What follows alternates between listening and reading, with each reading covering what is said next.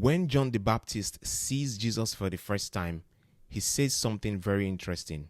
The next day, John saw Jesus coming towards him and said, "Look, the Lamb of God who takes away the sins of the world." Let's talk about this phrase, the Lamb of God. For you to understand it, we need to take a journey to the Old Testament in Leviticus 17:11. For the life of a creature is in the blood, and this is God speaking, "And I have given it to you to make atonement for yourselves on the altar.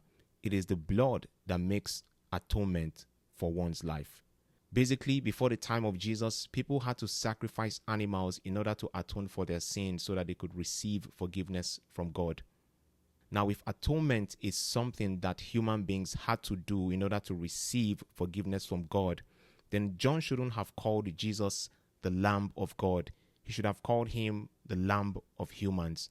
But I believe John knew something that other people didn't know. John calls Jesus the Lamb of God because God decided to stop waiting for humans to atone for their sins. Rather, he goes ahead of them to make a sacrifice on their behalf by sending Jesus Christ to die for their sins. This is why he's called the Lamb of God, an expression of God's love to you and I.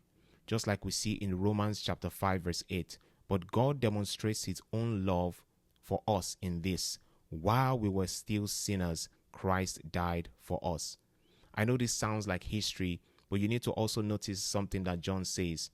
He calls Jesus the Lamb of God that takes away the sins of the world, not the Lamb of God who will take away the sins of the world, or the Lamb of God that took away the sins of the world. He calls him the Lamb of God that takes away the sins of the world, which means that it is a continuous thing.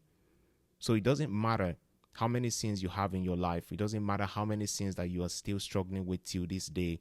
You need to know that Jesus Christ, the Lamb of God, is still able to take away those sins.